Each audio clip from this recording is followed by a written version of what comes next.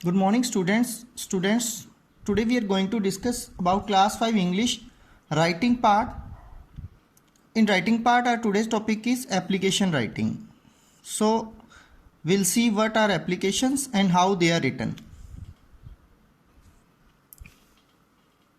Students application कैसे लिखते हैं ये देखने से पहले हम देखें कि एप्लीकेशन क्या होती है। स्टूडेंट्स एप्लीकेशंस भी एक तरह के लेटर्स होते हैं। तो सबसे पहले हम देखते हैं कि लेटर्स कौन कौन से होते हैं। स्टूडेंट बेसिकली लेटर्स दो तरह के होते हैं, एक फॉर्मल लेटर्स होते हैं, एक इनफॉर्मल लेटर्स होते हैं। जो फॉर्मल लेटर्स होते हैं वो कुछ फॉर्मेलिटीज़ लिए होते हैं, यानी कि उनके लिखने का एक विशेष तरीका रहता है, जबकि इनफॉर्मल लेटर्स में हम आराम से जैसा हम बोलते हैं वैसा लिख सकते हैं। लेटर्स बच्चों कम्युनिकेशन का एक बहुत इंपॉर्टेंट पार्ट हैं, इसलिए हमें इनको किसी भी भाषा को सीखते वक्त लिखना ज़रूर सीखना चाहिए। तो स्टूडेंट्स देखते हैं कि फॉर्मल लेटर्स क्या होते हैं। Students formal letters are written in a formal language in the stipulated format for official purpose. देखिए बच्चों, ये ऐसे लेटर्स होते हैं जिसमें लैंग्वेज फॉर्मल होती है, यानी फॉर्मेलिटीज़ के साथ होती है, और इसका एक स्टिपुलेटेड फॉर्मेट होता है, यानी पहले से ही निश्चित एक फॉर्मेट होता है, और ये ऑफिशियल यूज़ में होते हैं, यानी एक ऑफिस दूसरे ऑफिस को या एक ऑफिस को कोई व्यक्ति जब कोई लेटर लिखता है तो फॉर्मल लेटर्स लिखता है। फिर बात आती है इनफॉर्मल लेटर की। These are written in a friendly manner. देखो बच्चों, ये एक फ्रेंडली मैनर में लिखे जाते हैं, आम बोलचाल की भाषा में लिखे जाते हैं, to someone you are familiar with. और लिखे किसको जाते हैं? जिसको आप पहले से जानते हो, जो आपका कोई फ्रेंड, रिलेटिव या फैमिली मेम्बर भी हो सकता है। अब ये कौन लिखता है? फॉर्मल लेटर्स लिखते हैं बच्चों कौन? आर रिटन फॉर ऑफिशियल और प्रोफेशनल कम्युनिकेशन। इनको ऑफिशियल और प्रोफेशनल, यानी कि लोग जो एक ऑफिस दूसरे ऑफिस से या एक व्यक्ति किसी ऑफिस को कोई बात कहना चाहता है या कोई जानकारी लेना चाहता है या कोई जानकारी देना चाहता है या उससे उस ऑफिस से कोई काम है, तो उस समय ये लिखे जाते हैं। और अब हम देखते हैं कि इनफॉर्मल लेटर्स कौन लिखता है और किसको लिखता है। आर यूज फॉर कैजुअल और पर्सनल कम्युनिकेशन। ये सामान्य बिना किसी विशेष कार्य के एक दूसरे को भी लिखे जा सकते हैं। इसमें आमतौर पर एक व्यक्ति दूसरे व्यक्ति को लिखता है जो कि पहले से उसका जानकार होता है। अब इसमें हम देखते हैं कि फॉर्मल लेटर में किस तरह के लेटर्स आते हैं। बच्चों सभी तरह के बिजनेस लेटर्स, कंप्लेंट्स, रिक्वेस्ट्स किसी ऑफिस से जो की जाती हैं प्रोफेशनली, या एप्लीकेशंस। इसमें एप्लीकेशंस जो कोई व्यक्ति जॉब के लिए अप्लाई करे या कोई स्टूडेंट किसी इंस्टीट्यूशन में जैसे कि स्कूल, कॉलेज, कोचिंग सेंटर में किसी छुट्टी के लिए, लाइब्रेरी से बुक्स इशू कराने के लिए, कोई स्कूल कॉलेज से सर्टिफिकेट इशू कराने के लिए जो लेटर्स लिखे जाते हैं उन्हें हम एप्लीकेशंस कहते हैं। इसके अलावा भी सभी तरह के इंक्वायरी लेटर्स ये फॉर्मल लेटर्स की कैटेगरी में आते हैं। अब हम देखते हैं इनफॉर्मल लेटर्स में क्या आता है। और इनफॉर्मल लेटर्स में क्या आते हैं? All types of friendly and family letters. जो भी फ्रेंडली या फैमिली लेटर्स होते हैं वो सभी इनफॉर्मल लेटर की कैटेगरी में आते हैं। स्टूडेंट्स ये एक बहुत वाइड टॉपिक है इंग्लिश का, लेकिन हमारी क्लास अभी बहुत छोटी है तो हम अपने काम की बात करेंगे। सबसे पहले हमने जो आज का टॉपिक लिया है वो है एक एप्लीकेशन। तो हम सबसे पहले किसी भी लेटर का जो मेन, चाहे वो फॉर्मल हो या जो इनफॉर्मल हो, उसका क्या फॉर्मेट रहता है, उसके क्या क्या पार्ट्स रहते हैं, सबसे पहले हम उसको डिस्कस करते हैं। स्टूडेंट सबसे पहले किसी भी लेटर में जो फर्स्ट पार्ट आता है वो आता है द हेडिंग। ये उसकी हेडिंग होती है। इस हेडिंग में भी आगे दो पार्ट्स होते हैं, एक होता है राइटर्स एड्रेस और बी पार्ट उसका आता है द डेट। यानी यहाँ सबसे पहले राइटर्स का एड्रेस लिखा जाता है, यानी कि जो लिखने वाला व्यक्ति है वो अपने बारे में बताता है और वो डेट मेंशन करता है किस डेट को वो लिख रहा है। इसके बाद नंबर 2 पे आता है द कर्टियस ग्रीटिंग और सैल्यूटेशन। सबसे पहले हम जब लेटर स्टार्ट करते हैं तो बड़ी विनम्रता के साथ हम ग्रीट करते हैं या सैल्यूटेशन डालते हैं। जैसे कि हम अगर किसी फ्रेंड को लिख रहे हैं तो अपने लिखते हैं डियर फ्रेंड, डियर सर या सर, मैडम आदि शब्दों से हम हमारी ग्रीटिंग या सैल्यूटेशन डालते हैं। फिर आता है नंबर 3 पे द कम्युनिकेशन और मैसेज। बच्चों जो कम्युनिकेशन और मैसेज होता है ये बॉडी ऑफ द लेटर होता है। इसमें हम अपना मैटर लिखते हैं, जो भी हम जिस भी विषय में कोई भी लेटर लिख रहे होते हैं। फिर आता है नंबर 4 पे द सब्सक्रिप्शन और कर्टियस लीव टेकिंग और कंक्लूजन। यहाँ पर सब्सक्रिप्शन आती है कि इसमें हम बड़ी विनम्रतापूर्वक लेटर को बंद करते हैं और ऐसा नहीं होता कि सीधा बात करते करते सीधी बात खत्म कर दी जाए, हम उसे उसमें 1 या 2 लाइन ऐसी डाल देते हैं जैसे कि हमारी उससे पोलाइटनेस झलके, ऐसी हम लाइंस डाल देते हैं। ये सभी लेटर्स में यूज़ होती है। स्टूडेंट्स लास्ट आता है 5th number part the signature. Signature में क्या होता है, हम ये बताते हैं कि हम कौन हैं, और इस सिग्नेचर से पहले जो हमारे पार्ट था वहाँ पर हमने क्या किया था स्टूडेंट्स। तो स्टूडेंट सिग्नेचर से पहले हमने, सिग्नेचर क्या होता है कि कौन ये लेटर लिख रहा है, वो व्यक्ति अपना नाम लिखता है, लेकिन उससे पहले जो हमारा पार्ट था उसमें हमने कर्टियस लीव टेकिंग में हम क्या लिखते हैं, sincerely, yours obediently, yours faithfully, इस तरह के वर्ड्स डाले जाते हैं। और अंत में सुपरस्क्रिप्शंस आती हैं ऑन द एनवलप। ये तब यूज़ होती है अगर हम किसी एनवलप में हमारा लेटर डाल के भेज रहे हैं। अगर हम सीधा बाय हैंड दे रहे हैं तो इस पार्ट की ज़रूरत नहीं रहती है। तो स्टूडेंट सबसे पहले हम देखेंगे कि हम जो एप्लीकेशन स्कूल में जो बच्चों को काम आती है वो एप्लीकेशन किस तरह की होती है। स्टूडेंट्स उसमें सबसे पहला जो हेडिंग पार्ट होता है उसमें हम सिर्फ डेट लेंगे, हमें यहाँ पर अपनी एड्रेस लिखने की ज़रूरत नहीं है, क्योंकि एक स्कूल का स्टूडेंट या कॉलेज का स्टूडेंट सिर्फ अपने हेडमास्टर को, प्रिंसिपल को सीधा लेटर लिख रहा है, तो उसे इस चीज़ की मेंशन करने की ज़रूरत नहीं है। तो इससे सबसे पहले डेट मेंशन करनी चाहिए। स्टूडेंट सबसे बढ़िया तरीका रहता है कि अगर हम डेट और मंथ का नाम और ईयर इस फॉर्मेट में डेट लिखें तो बढ़िया है। हमें वर्ड्स में मंथ का नाम जरूर दे देना चाहिए, क्योंकि कभी कभी ब्रिटिश और अमेरिकन डेट के फॉर्मेट में कन्फ्यूजन्स हो जाते हैं और मंथ को डेट और डेट को मंथ समझ लिया जाता है। इस वजह से हमें जो मंथ का नेम है वो हमेशा वर्ड्स में लिखना चाहिए। उसके बाद वर्ड आता है टू लिखना चाहिए, जिससे पता लगे हम किसको लेटर लिख रहे हैं। उसके बाद बच्चों द प्रिंसिपल, हेडमास्टर, हेडमिस्ट्रेस, इस तरह के आपको शब्द लिखने होंगे। बच्चों ये शब्द आप कहाँ से लोगे, ये बच्चों आपको अपने क्वेश्चन में से लेना होगा। जब आप एग्जाम में कोई भी एप्लीकेशन आएगी उसमें इस तरह का क्वेश्चन आएगा कि write an application to your headmaster, your headmistress, your principal. तो आपने ये शब्द वहाँ से लेना है, आपको अपनी तरफ से कुछ करने की ज़रूरत नहीं रहेगी। उसके बाद यहाँ पर आपको दूसरा ऑप्शन है, ये नेम ऑफ स्कूल है। अब नेम ऑफ स्कूल, अगर क्वेश्चन में आपको स्कूल का नाम दिया है तो आपको क्वेश्चन वाला स्कूल का नाम लिखना है, या अगर नहीं दिया तो आपको अपने स्कूल का नाम लिखना है। उसके बाद है नेम ऑफ प्लेस की, जो ये स्कूल है वो कहाँ है, नेम ऑफ प्लेस लिखना है। ये जैसे अब हमारा school modern public school Rai Singh Nagar में है तो राय सिंह नगर लिखेंगे।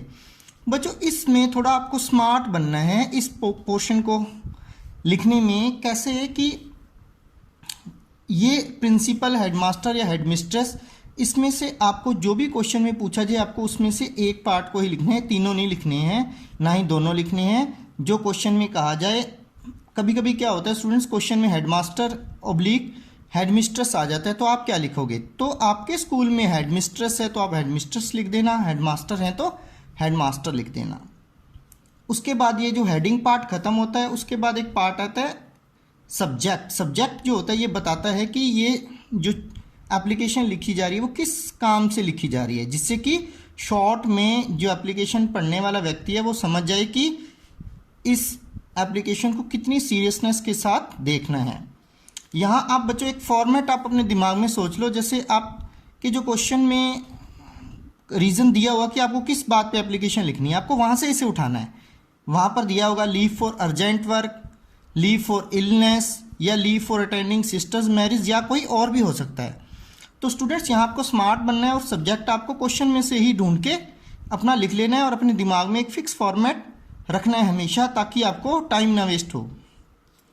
स्टूडेंट उसके बाद हम जो body of the letter start करते हैं उसमें सर या मैडम से स्टार्ट करते हैं एक लाइन में, और उसके बाद आगे स्टार्ट करते हैं। तो आपके स्कूल में जो आपने ऊपर जो हेडिंग पार्ट था उसमें हेडमास्टर लिखा है तो आप सर लिखेंगे, हेडमिस्ट्रेस लिखा है तो मैडम लिखेंगे। ठीक है स्टूडेंट्स, यहाँ भी हमें थोड़ी स्मार्टनेस शो करनी है। उसके बाद एक फिक्स फॉर्मेट बच्चों, ये छुट्टी की एप्लीकेशन जो लीव की एप्लीकेशन है उसके लिए मैं आपको सिखा रहा हूँ, और ज़्यादातर लीव की एप्लीकेशन ही पूछी जा रही है स्टूडेंट्स, तो आपने ध्यान देना है कि इसे हम कैसे लिखेंगे। सबसे पहले ये words respectfully I want to state that, कि आदर के साथ मैं ये बताना चाहता हूँ या मैं सूचित करना चाहता हूँ, यहाँ तक आपको हर एप्लीकेशन में लिखना है। और यहाँ जो मैंने ब्लैंक्स छोड़े हैं, यहाँ आपको जिस वजह से आपको छुट्टी मांगने के लिए एप्लीकेशन लिखने के लिए कहा गया है वो लाइन आपको लिखनी है। ये हर एप्लीकेशन में बदलेगी, लेकिन कुछ जो अभी हमने फिक्स चीज़ें देखी हैं वो चेंज नहीं होती हैं। उसके बाद आप एक लाइन ऐड करोगे, so I can not attend school for dash days, है ना। जहाँ जितने दिन की छुट्टी क्वेश्चन में कही जाए उतने डेज आप यहाँ फिल कर देना। 2 डेज तो 2, 3 तो 3, 4 तो 4, 5 तो 5। अब आपने बता दिया कि आप स्कूल नहीं आ सकते, रीज़न आपको यहाँ मेंशन करना होगा, वो आप क्वेश्चन में से देख के करना। फिर एक kindly grant me leave for dash days, kindly grant me leave for dash day, यहाँ आपने जितने दिन लिखे थे वही दिन यहाँ लिखने हैं आपको। आप चाहो तो फॉर आप डेट भी मेंशन कर सकते हो कि कहाँ से कब तक आपको छुट्टी लेनी है। इसके बाद आप एक सिंपल सी लाइन है, I shall be thankful to you, ये ऐड कर देनी है। और उसके बाद आपने क्लोज करनी है एप्लीकेशन, यहाँ आपने लिखना है योर्स ओबीडियंटली। स्टूडेंट्स यहाँ योर्स सिंसियरली और योर्स फेथफुली शब्द भी लिखे जाते हैं, लेकिन स्टूडेंट्स के लिए बढ़िया रहेगा कि वो यहाँ पर योर्स ओबीडियंटली ही लिखें। उसके बाद आपको अपना नाम लिखना है और क्लास लिखनी है। लेकिन स्टूडेंट्स बोर्ड एग्जाम में आपको ध्यान रखना होगा कि कभी कभी स्टूडेंट का नाम भी दिया होता है क्वेश्चन में, जैसे इस तरह से लिखा होता है कि you are Raju of this school, है ना। तो आपको यहाँ पर अपना नाम राजू लिखना होगा और क्लास तो 5 ही रहेगी। तो स्टूडेंट्स आप ध्यान रखना कि यहाँ स्कूल का नाम और स्टूडेंट का नाम कभी कभी बोर्ड एग्ज़ाम में आपको आपकी आइडेंटिटी शो ना हो, कि पहचान में ना आए कि कौन बच्चा है, उस वजह से आपको पहले से क्वेश्चन में दी जाती है, तो आपको वो क्वेश्चन से ही लेनी है।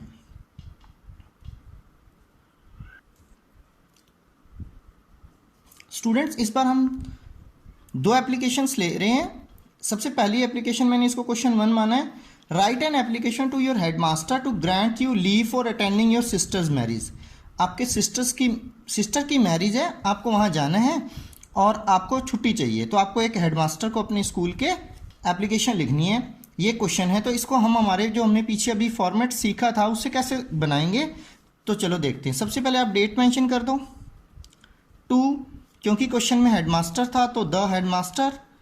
स्कूल का नाम नहीं दिया हुआ तो आप अपने स्कूल का नाम लिख दो, मॉडर्न पब्लिक स्कूल रायसिंह नगर। फिर आता है सब्जेक्ट। अब देखो बच्चों सब्जेक्ट क्या था, क्वेश्चन में है leave for attending your sister's marriage, तो आप लिखोगे leave for attending sister's marriage. आप यहाँ पर योर शब्द में नहीं लिख सकते ना, क्योंकि इसका मतलब तो हो जाए कि आपके कि तुम्हारी बहन की शादी, तो ये तो क्वेश्चन था, तो आपको तो बताना कि मेरी बहन की शादी, तो आप सिंपल इसको शॉर्ट भाषा में लिख दोगे leave for attending sister's marriage. उसके बाद आप स्टार्ट करोगे, क्योंकि हेडमास्टर शब्द था तो हम यहाँ लिखेंगे सर। फिर हमारी वही लाइन जो फिक्स थी, respectfully I want to state that. उसके बाद आप क्या बताओगे शादी के बारे में, कि मेरी बहन की शादी है। I am going to Kota to attend the marriage of my sister, कि मैं कोटा जा रहा हूँ मेरी बहन की मैरिज अटेंड करने।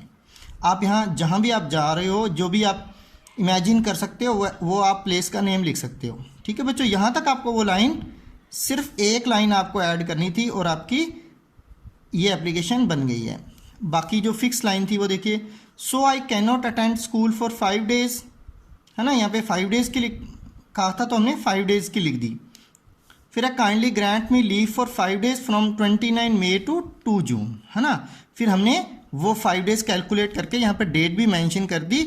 ऐसा करना सही रहता है, क्योंकि छुट्टी देने वाला समझ सके कि हमें किन 5 दिनों की छुट्टी चाहिए। ठीक है स्टूडेंट्स, इसके बाद हम क्लोज करते हैं। I shall be thankful to you, yours obediently. यहाँ पर आपको अपना नाम लिखना है और क्लास लिखनी है। ठीक है बच्चों, तो देखो हमने जो पीछे फॉर्मेट देखा था उससे कैसे हम कोई भी एप्लीकेशन बना सकते हैं।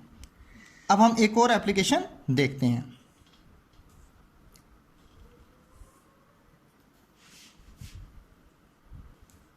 तो स्टूडेंट्स क्वेश्चन नंबर 2 है हमारा, you are ill you can not go to school. आप बीमार हैं, आप स्कूल नहीं जा सकते। Write an application to your headmaster headmistress to grant you 2 days leave. आपको 2 दिन की छुट्टी चाहिए क्योंकि आप बीमार हो, आप स्कूल नहीं जा सकते। अब यहाँ पर हमें बच्चों देखो ऑप्शन दिया है, हेडमास्टर या हेडमिस्ट्रेस कुछ भी लिख सकते हैं, तो यहाँ पर आप जो आप चाहते हो वो लिख सकते हो। सबसे पहले डेट टू द हेडमिस्ट्रेस, इस एग्जाम्पल में मैंने हेडमिस्ट्रेस ले लिया क्योंकि हमारे पास ऑप्शन था और हमें इसकी प्रैक्टिस भी हो जाए। To the headmistress modern public school Raisinghnagar, ठीक है बच्चों, क्योंकि यहाँ पर स्कूल का नाम नहीं दिया हुआ तो हमने अपने स्कूल का नाम ले लिया। फिर है सब्जेक्ट लीव फॉर इलनेस, कि हमें बीमारी की वजह से छुट्टी चाहिए। फिर है हमने क्योंकि हेडमिस्ट्रेस लिया तो हमने यहाँ लिया madam. Respectfully I want to state that, ये हमारी फिक्स लाइन। दैट क्या स्टेट करना चाहते हैं, आई एम इल, कि मैं बीमार हूँ। So I can not attend school for 2 days, इसलिए मैं स्कूल नहीं आ सकता 2 दिन। फिर वही हमारी लाइन जो फिक्स थी पहले से, kindly grant me leave for 2 days, ठीक है, इसलिए मुझे 2 दिन की छुट्टी दें। I shall be thankful to you, yours obediently, यहाँ पर आपका नाम और क्लास, ठीक है स्टूडेंट्स। तो इस तरह से आप कम से कम छुट्टी की हर एप्लीकेशन आप इस फॉर्मेट से आसानी से बना पाओगे और आपके मार्क्स जो राइटिंग पार्ट के इस क्वेश्चन के होंगे वो सिक्योर हो जाएंगे। तो आप इस फॉर्मेट को समझने की कोशिश करना और बाद में हम आपको और भी एप्लीकेशंस के एग्जाम्पल्स सिखाएंगे। Thank you students.